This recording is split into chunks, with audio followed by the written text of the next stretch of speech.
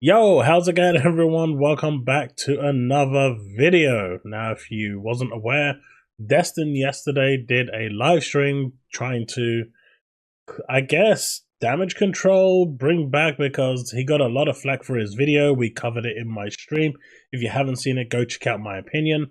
I did actually get on to a live call with him and told him my personal opinion as to why I think that Xbox is being mistreated and whatnot. And it was actually an interesting discussion, and one day he finally understood that he wasn't in the best place to tackle. So if you do find this video useful, as we discuss the Xbox tax, what happened yesterday, and just the general perception of people and how they view things, do consider leaving a like. Let's set that 350 like challenge.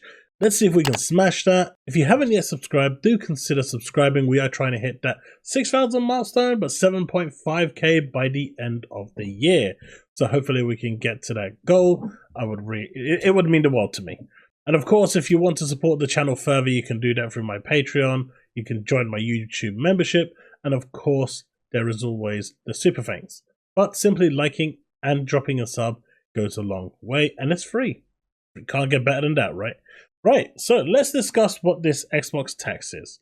So I know a lot of media right now are struggling to figure out what this Xbox tax actually is. Destin yesterday was talking about what is this Xbox tax, because I don't understand what it is. And we had a number of callers in yesterday on his stream who basically tried to outline to him what it was, and some of it he accepted, some of it he didn't.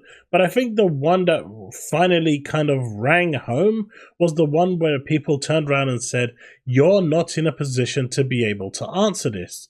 You can't speak for your colleagues, you work for the company, and at the end of the day, you can't say anything bad about them. That's the bottom line. You cannot, because if you do, your job will be affected. And as such, you yourself have an unconscious bias, because you can't really speak your mind. You have to be wary because you work for the company. Even when certain names were thrown out, he had to be very cautious about what he said, because that's the parent company of the company he works for. So it's really difficult. So the fact that he actually wanted to do this, I mean, it's good that he wanted to have that discussion, but it was also very kind of misplaced. It's not for him to do this.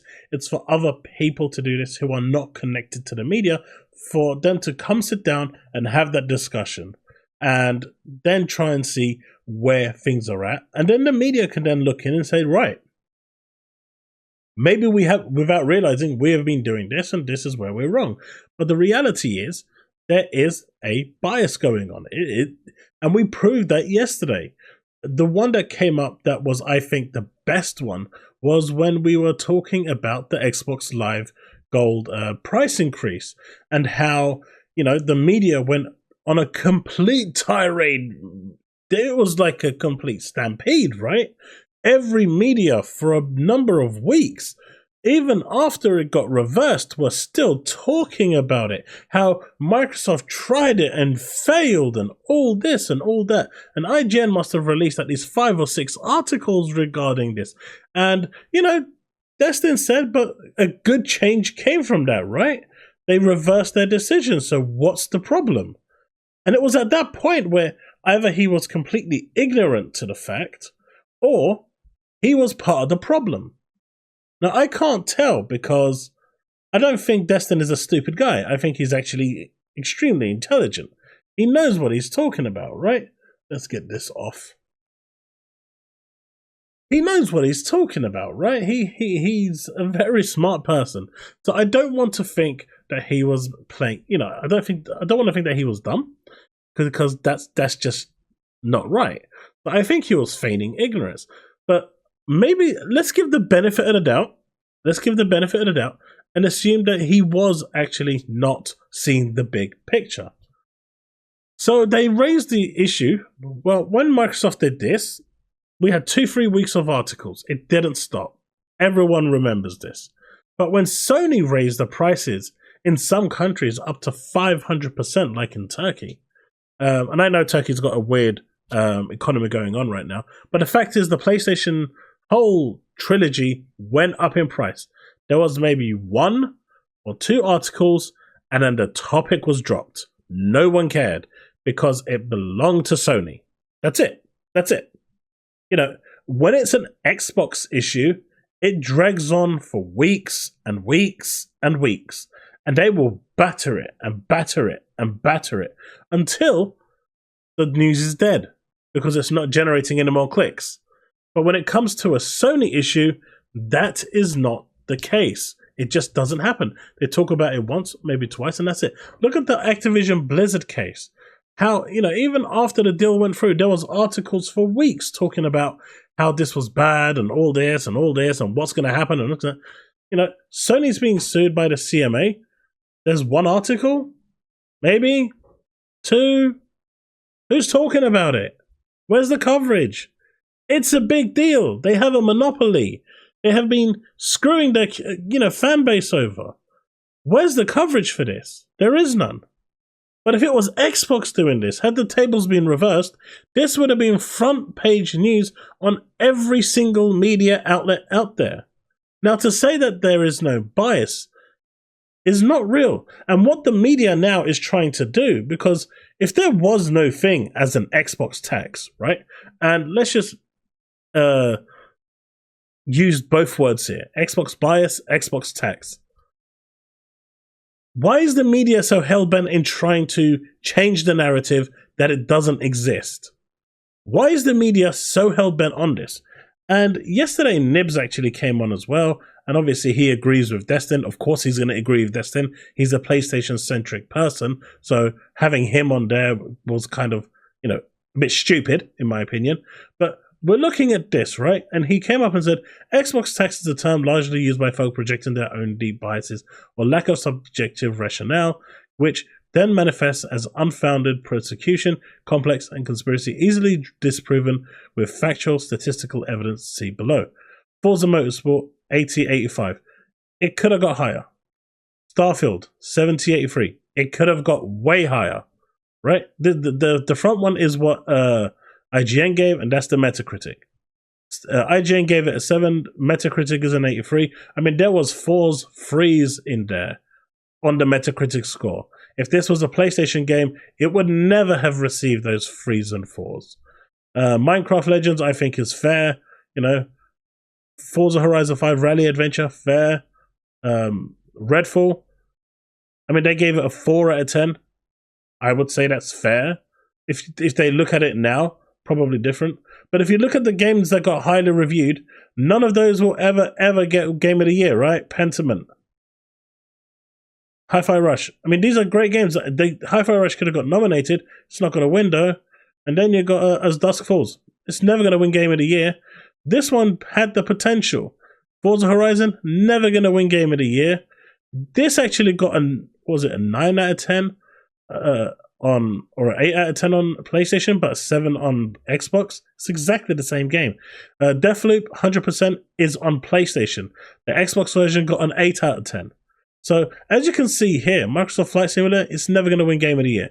So the games that are actually getting rated really high are games that will never win Game of the Year, like Grounded. It's just not going to win Game of the Year. They're good games, but they're not pushing the boundaries of what is there. They're not innovating in ways that they should. Games that are doing that are not getting the reviews that they want, right? But I digress, because we've also got Joker here, who's talking about fancy way of saying Xbox fans forgot gaming journalists, a lot of which are failed real journalists, are bad at games. It's got nothing to do with that. The simple fact is, journalists and influencers, influencers like myself, have at least my channel's too small right now to have any form of impact. But if we're looking at the likes of Asmongold, right, or the Tectones, they have a huge influence in the media, right? They have it in the towards their community. If they say a game is crap, their community is going to follow suit. And the example I want to use is, of course, Forspoken. Now, Forspoken may have launched in a pretty shoddy state, but the developers worked hard to make it right, at least on PC anyway. PlayStation was generally okay for me. The demo was horrendous, right? Let's get that out of the way. The demo was just garbage. But the overall actual game was actually really good, and I actually really enjoyed it. But the media smashed that game so hard, the influencers smashed that game so hard, that the studio shut down. So Square Enix shut the studio down. So to say that the media doesn't have any power over this, which is what Paris was trying to say, is wrong. They absolutely have power. But now going back to the original topic of this whole Xbox tax, whether it should be called an Xbox tax or an Xbox bias is unknown. I think that it's the term tax that people are finding difficult to comprehend. It's the term tax that they're finding hard to understand. But then if you throw the word bias in there, then they lose their freaking minds and start saying, well, what are we being biased about? But there's so much there. When Destin was confronted with, why did your social media team find the need to tweet around 10, 12, 15 times that the Elder Scrolls 6 is not coming to PlayStation 5? Like, why? I mean, we understood it from the second or third time, but what's the need for the others? And then it was a cop-out response, like, I don't deal with that department, I don't know what they do. Well, you are on social media, you are seeing everything. That is not the response that people were expecting. And a lot of the responses were cop-out. But again, I understand why they have to be, because he can't shit on the company he's working for. Not publicly anyway. Maybe behind closed doors he can, but publicly he can't do that. So the fact that he did this, and like a caller actually said, you are the wrong person to be doing this conversation, to be having this conversation. You are not the right person because you are not in the position where you can critique. You can only say to a certain degree, but then you kind of have to rein it in because you can't speak bad about a company that pays your salary. And I appreciate that, but I also appreciate the fact that he had that discussion. He opened the forum, had callers jump in. A lot of people were respectful. And I appreciate what he did there. I think it was good. I think it was a nice dialogue. It, maybe showed him a little bit of the frustrations people were having. I actually turned around and told him that it's the scrutiny that Xbox gamers get. If an Xbox game is available at the same time, Xbox games don't get, they are judged more harshly. And the joke I made in my stream, I said it to him as well. Even if a game is 100% perfect on Xbox, the reviewer, at least this is the perception that Xbox gamers have, will do their damnedest to go across the map anywhere, even out of bounds, to find that one rock that has a low texture to give it a 4 out of 10. And even though that sounds really stupid, I think I speak for everyone when I say this is the general mindset we've actually reached right now. Because that is how it is. That is the perception. It isn't a case where, things are overly just handy-dandy and we're just over-exaggerating. You can see it in social media all over the place. If it's an Xbox game, I mean, just look at the Starfield hate alone, with Eurogamer, with PC Gamer, with Metro. And, he tried to downplay the Metro thing because it's readers writing in. It doesn't matter. It's still getting authorized by someone to go out into the public. At the end of the day, it's still media. There's no reason to downplay it. We are seeing it all the time. I even turned around and told him one of the ones that I read for about Modern Warfare 3, where I think it was PC Gamer said Microsoft's first outing. And I said, did they actually, from conception of the idea to development, QA, gold, do that in 23 days? That doesn't sound right? It's not a Microsoft game, but yes, Microsoft own Activision now, so they kind of, but they don't deserve the credit for that. They don't deserve the hate that it's getting for it. It's an Activision problem because they're the ones that had this done before. But the whole, now that it's an Xbox game, means that it's getting scrutinized even more. These games, as soon as it's got that Microsoft branding on it, gets scrutinized more. And that is the problem. That is the issue. And this is where, in my opinion, the Xbox tax or bias lies. The media is very upset right now with the term Xbox tax, and they are doing their damnedest to try and change that narrative. They are. A lot of people are now jumping out, like I've just shown you with Nibs and Joker, who are influencers, and also, IGN jumping out. I mean, are doing their damnedest to try and change the narrative. You've got other publications also trying to change the narrative. If it didn't matter and it wasn't true, why would they care? That is the question. Because if you want something to disappear, if you want something to just fizzle out, you stop talking about it. The fact that PlayStation fans don't stop talking about Starfield and continue to bash on about it is because they don't have it and they want it. And the fact that they can't have it, so they choose to bash it. It's that simple. If you want something to disappear, you stop talking about it. Who's talking about Fallout 76? Who's talking about Anthem? Who's talking about Avengers? These games were colossal failures in their own right? I know Fallout 76 has improved, but at the time of their release, these games were colossal failures. They were talked about for maybe, 6 months? And that was it. It was done. But we've got stuff being talked about from 2 years ago still. People are still dogging on about the Halo Infinite original showcase with Craig. Do I need to say more? The Xbox bias is there. The industry is biased. Now that's not to say that the tables weren't reversed during the 360 days. They probably were. Because back in the 360 days, though social media wasn't a big thing, I never really saw that much of a negativity around Xbox because they were winning. It was PlayStation that was taking the heat. So what does this tell us? This tells us that the media doesn't give a shit about PlayStation, doesn't give a shit about Xbox or Nintendo. All they care about is the winning side. And if the winning side is PlayStation, they will cheer it on as loud as possible. If it's Xbox, they will cheer it on as loud as possible. So what is the next course of action? Phil Spencer has to step up his game. The quality of the games being released are not there.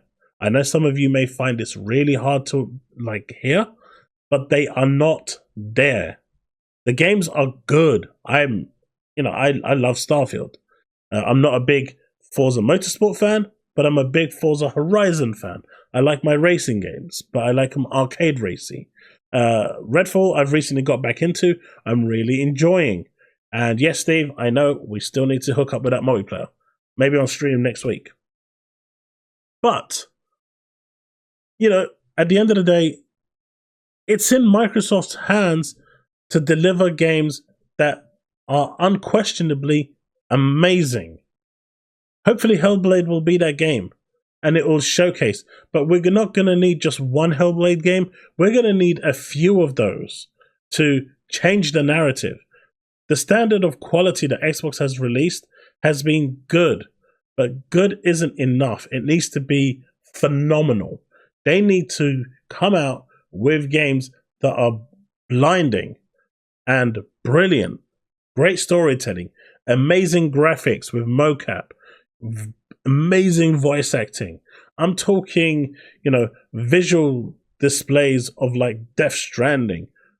We need quality like that in order to tell the rest of the world we mean business. But releasing a game in Redfall state isn't going to cut it. As for, Starfield, it's good, but it isn't without its problems. I mean, that's where I'm standing with this. I'm not saying it's Xbox's fault entirely. The media definitely has a thing to play here. But the reality is, the media is only going to back and give that biased treatment to whoever's winning. We saw it in the 360 days, and now we're seeing it in this next era where Sony has been dominating. Microsoft needs to sort that out. Get some exclusive third-party games onto Xbox, make it a timed exclusive, get those consoles selling as well. Because those consoles need to sell in order to get those third-party publishers to want to release games on your platform. But that's a discussion for another day. But, at the end of the day, the tax is real. But should it have been called an Xbox tax or an Xbox bias? I think the bias is more accurate. but tax just sounds better. But the media doesn't like that. So now they're banding together to try and change the narrative. The fact that they're trying to change the narrative means that there is a tax. There is a bias. They know about it and they are trying to hide it. But the fact is, like I said, they will only follow who's winning. And if Microsoft changes turns the tables around and becomes number one again, and by the next console takes the lead, the media will start to praise Xbox instead of PlayStation. It's really that simple. They are literally that fickle, that shallow. All they care about is who to promote when they're winning so they can make more money. But hopefully this bias thing will change. Phil and Sarah will step up and kick these studios into gear. Gear 6 will hopefully be the game that we all want to see, because I think that a lot is riding on Gear 6. To look great, have a good story, have an amazing gameplay, and just deliver a smashing experience. But time will tell. But the ball and the court, the ball is in Microsoft's court. At the end of the day, Microsoft has to deliver. And as long as they are delivering, the media can't say shit about it. That's it. That's my thoughts on it. Remain legend.